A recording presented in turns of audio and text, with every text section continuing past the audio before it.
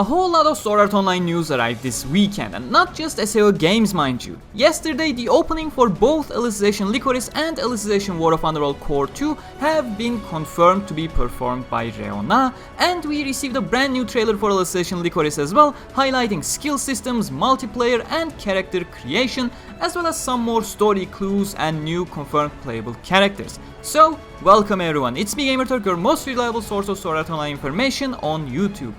This won't be a long video though, but for those who simply want to jump to the news they are most interested in, timestamps will be in the description so you can save some time if you want to. And again, following me on Twitter would allow you to get all these news multiple hours, if not a day early. That's where I and SAO Wikia work together to make sure we can summarize all the news effectively, so following me there is strongly recommended.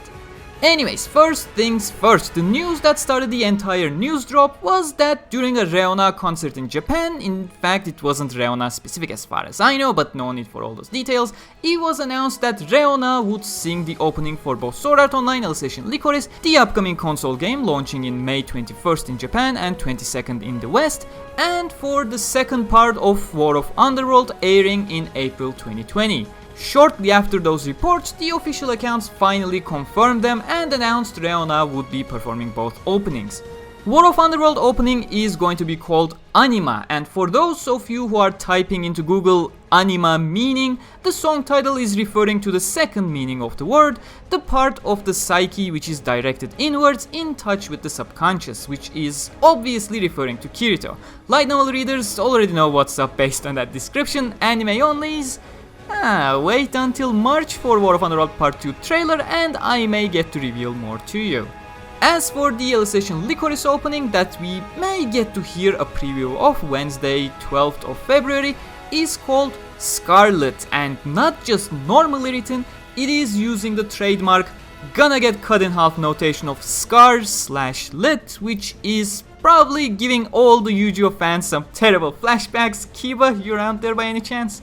Anyways, ever since that Tokyo Game Show trailer, I was theorizing about something bad happening to Medina, and that opening song title is just another gigantic red scarlet flag that Medina won't have it easy in Lycoris. But we got more to talk about that towards the end of today's trailer, so let's start moving on.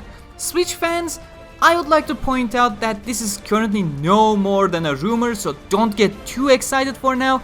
May end up simply being a mistake, but a games retailer here in Austria very recently listed Alicization Lycoris for Switch.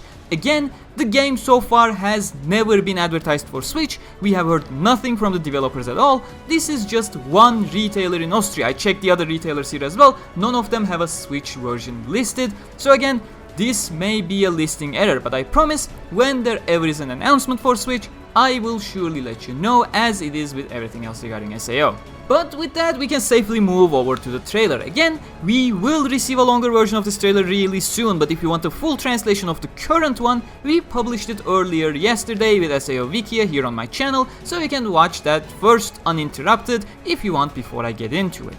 But I am getting into it now. We begin with the words of Kirito saying that the adventure of our trio still continuing, just to drive home the fact that Yujo is going to stay alive in this version. However, while this is quite a tangent at the moment that I won't dwell on so much, keep in mind that the trio is not the original trio, as Alice Synthesis 30 is not the same person as Alice Zuberg, and we don't know the fate of the latter. In the main canon, it's a huge worry for Yu-Gi-Oh that one of the two Alices must give up their life for the other to stay alive, and I'm interested to see how the game is going to approach this factor, considering Yu-Gi-Oh is not giving up his life along with Zuberg. As we sweep pan through multiple areas, Kirito talks about the crew setting off on a journey through the human empire to prevent a new experiment. Now, unlike what many people may think, it's unlikely that this experiment is referring to anything we know from the main canon. It's not referring to Project Alicization, it's not bottom-up AI, it's not some grand scheme of the real world. It is a new experiment that is taking place in the human realm, and I do believe this is the experiment that we have seen and heard glimpses of back in the Tokyo Game Show trailer months ago, the one that focuses on Medina going absolutely crazy. There was a scene where Medina was talking to a priest of some cult, probably the Axiom Church or Axiom Society, maybe that spelling was not a mistake on the trailer, and ended up breaking her seal of the right eye to protect a child, possibly a child of Vecta that the trailer was heavily emphasizing. And this adventure makes Kirito and Medina cross paths again, as we will see at the end of this trailer, and spawn us into the game original story. But for now we move on to technicality, starting with the battle systems, and right from the get-go we see Eldrie as part of the party as a playable character, which means whips are officially playable weaponry, and we got more proof for this in a short bit as well. But the battle system overall talks about a technical recording system, which appears to be a fancy English title for their combat AI. From the way Kirito explains things, it seems like the Hollow realization party members will earn traits to suit your gameplay, but a whole lot more player agency involved. Rather than hoping for certain acts to come up so you can praise them for your party members to remember, it stores your commands on the party level and on individual level, and thus adapts to your overall fighting habits. Well, seemingly at least. Kirito is very fancily narrating the systems here, and especially with AI related matters, vague promises can be understood completely differently by different people, but hey, that's how I understood it, so that's what we're sticking with in this video. And what leads me to believe my understanding is correct is that we also get a detailed behavior screen, again very reminiscent of Hollow Realization trait screen but much more detailed. As mentioned earlier, gives a whole lot more agency to the player by letting you adjust exact parameters to clearly define how you want your teammates to behave. But before we move on, I want to point out something else on this screen. Down below on the skill recording screen, we see multiple weapon types available. From left to right, that's one-handed longsword, rapier, dagger, mace, whip, katana, two-handed longsword, and bow. Now, this is quite interesting. Well, not because this confirms all these weapon types to be playable, but because all of these weapon types appear on Yu-Gi-Oh's character screen. So far, everything we have heard about Lycoris was heavily implying that we would have a story-centric narrative, which the gameplay would possibly bend to as well, which is a fancy way of saying most of us were expecting Yu-Gi-Oh to only use one-handed swords, if not only the Blue Rose sword, and having all of these available for Yu-Gi-Oh is definitely interesting, which just opens up so much potential in combat, potential that I have no idea how to use and may end up letting the characters use a default weaponry after all. Now the top left icon also looks like the dual blades icon, but I feel like it's more of a partner combo than dual wielding. If there ever will be dual wielding in the game, I don't expect anybody other than Kirito and maybe Rain to actually use it.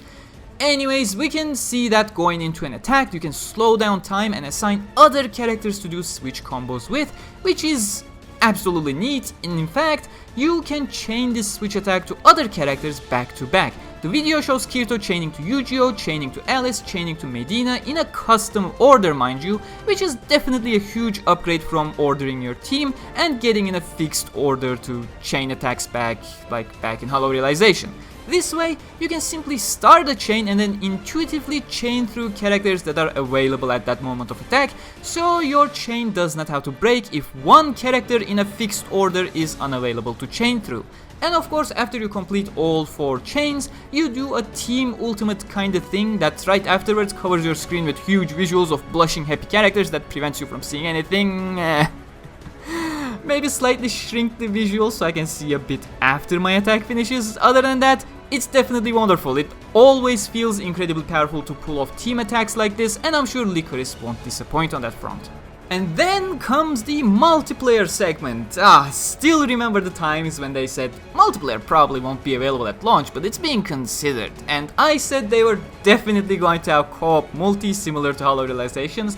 And here it is, 4-player multi with 1 assisting character for each player exploring a field, which leads us into the character creation screen. Now, this has been a wildly requested feature, and it appears that the fan requests have been heard by Akuria. The thing is, it's a bit sketchy that this is being shown in multiplayer segment. It may be that the character creation is for multiplayer purposes and not single player, but then again, in the creation menu we see 2 separate entries, 1 player name and 1 online name, which initially led me to believe this may be for both modes. Since then, I have asked SAO Games lead Yosuke Futami for clarification, And as one of the most active and passionate project leads I have ever seen out there, he has answered. It is a short answer and is hinting at customization possibilities for Kirito. However, he makes it very clear that the single player campaign is going to be all about Kirito. Of course, you can change the character you're using at that point, but that the customization / creation is for multiplayer purposes. He does promise some surprises yet to be revealed though, so while you'll still play as Kirito, which is something I welcome in story-driven games, chances are you will get the opportunity to take some liberties on that front. What can that be? My assumption is that this ties into the previously mentioned weapon choices mainly. If Yuji is allowed to use a bow and arrow, surely that means I'll be able to give Kirito a whip so he can whoop Eldria's ass. An additional and very likely possibility is having outfit customization options for single player as well, which was a feature we always had in every SAO game.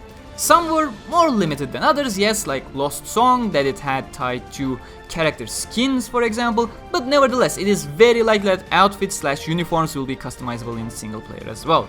And of course I probably don't need to reiterate, but you have the full customization option for multiplayer. The one bit that keeps me scratching my head is the microtransaction currency that's advertised on pre-orders that we still do not know how they tie into what in the game, but I certainly would not be surprised if they ended up being tied to multiplayer customization options or even some single player ones. I definitely would expect story related outfits to be unlocked through progression, so Rulid outfit to Academy outfit to Rising outfit to Dual Wheeler scarf, etc. Whereas additional non-canon things like Integrity Kirito outfit or Goddess outfits for example, that is claimed to be not actually used in the story, may end up in the microtransaction stuff, but again, we know absolutely nothing about microtransactions, so this is just wild, baseless speculation. You don't need to be worried at the moment. But continuing with the trailer, Kirito asking who you will take on your adventures, I feel like it low-key confirms more playable characters based on the characters flashing in the back. Kirito, Yuji, Alice obviously are playable, so are Tease and Ronye, but we see Selka right here who does not really wield any weapons, but maybe, just maybe, Sacred Arts users are combat capable as well, even without weapons. That would be a cool idea, like they get access to more powerful spells, but they're also more vulnerable because they have no weapons. It can be a neat idea, but then again that's based on the assumption that Kirito's words imply all these characters are playable. Aside from Selka, we also see Eldria, Fanatio and Düsselbert. Eldria we already know to be playable considering the beginning of this trailer, but Fanatio and Düso are yet to be officially confirmed, but it won't be too hard to assume. Both of them will be playable as their weapon types are confirmed to be playable as well. I am more concerned about Renly. We have not yet seen him in any of the trailers, and obviously with his unique weaponry, the double-winged blades, I fear he may end up being the only Integrity Knight to be unplayable. We see Berkuli, Fizel and Linel followed by Asuna, Cardinal and Medina with the silhouette of a girl right next to her that I'll talk more about in a bit, but seeing Cardinal here just provides the theory of Sacred Arts combatants more weight as she has no weaponry too aside from her staff, and I certainly don't remember a staff class back in the character screen. Then we get short introductory screens for Berkuli, Fizel and Linel, but not for other Integrity Knights. But then again, we're getting a longer version of this trailer on Wednesday, so we may see more stuff there. But the final scene is where we tie back into the story with Medina raising her sword. Behind her we see a bunch of armored figures, and again, the girl I was talking about just a minute ago, as well as early in this video when I was talking about the experiment regarding the Tokyo Game Show trailer. Now I strongly recommend you go through my Tokyo Game Show trailer analysis for a full understanding of circumstances, but I do believe the worried girl in the back there is the girl Medina saves from the priest earlier in the story, blowing up her seal of the right eye in the process, which leads into a series of events that somehow causes her to draw her sword against Kirito, and that conflict, maybe even the result of that conflict, may be why Kirito blames himself for not being able to save Medina somewhere down the line. But yeah, that's all the news until Wednesday's livestream. We'll probably get a taste of Lycoris's opening there, considering ReoNa will be on stream as well as a guest, so really looking forward to that.